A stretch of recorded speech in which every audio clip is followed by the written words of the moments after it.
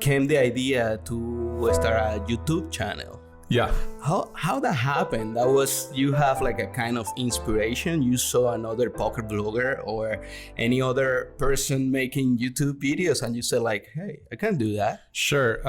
Yeah, it's a big like fast forward in between what we were just talking about up to that point. So you're talking about jumping up to like 8 years later, something like that. Like that's a substantial time period, and there's lots of things that happened. I mean, no major life changes aside from I did meet my now fiance Busi, and it was pretty instrumental in meeting her. She kind of like she was helpful in showing me like what real work looks like.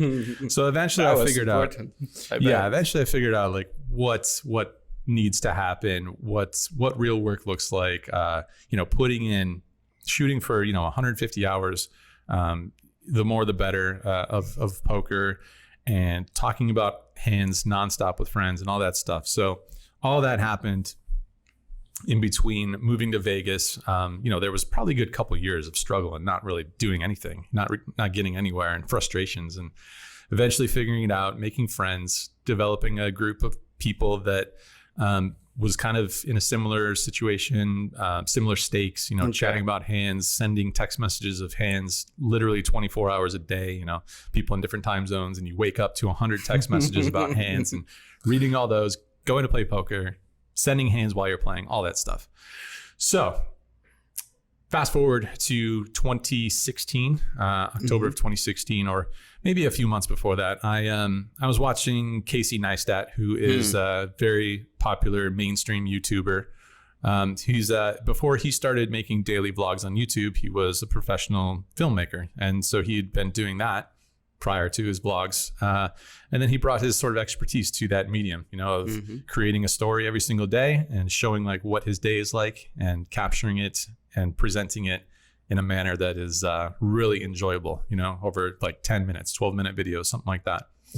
So I think I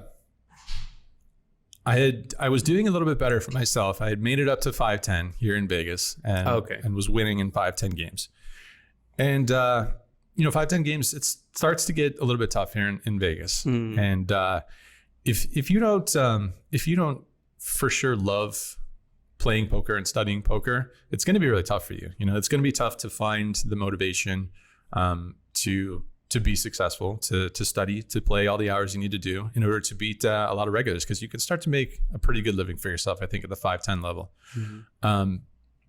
So I don't know. I don't know if poker, it's very like introspective, but I don't know if I've ever really legitimately loved poker. I loved like the idea of being able to grind your way up, make your own schedule, do better depending on how much you put into it. I love all those things. All the things related with this action, this activity.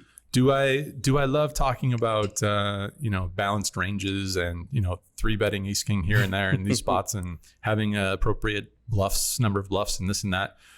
I don't know if that really speaks to me that much.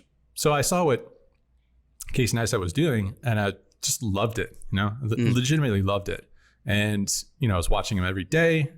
Just kind of like understood why he would like do certain shots, in his videos.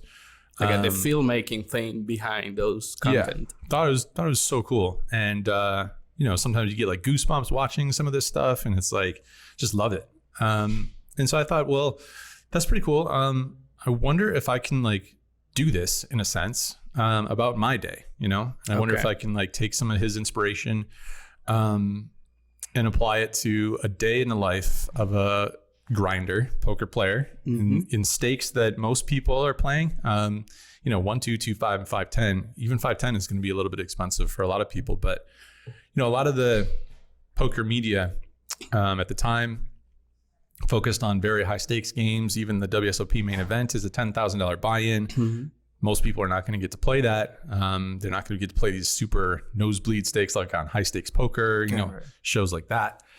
So I wondered if capturing the life of a poker grinder here in Las Vegas, have the Las Vegas backdrop, which provides for some great scenery as well, and use the platform of YouTube to tell that story, capture it and share it with people. You know, in poker, you don't have a lot to show at the end of the day, especially as a cash game grinder, aside from, you know, either more or less dollars in your pocket at the end of the day. But with a video, you have that video on YouTube as long as YouTube exists. It'll be there. You can share that story. You can your kids or your family, they can watch that video. They can see what you were up to at this point in your life.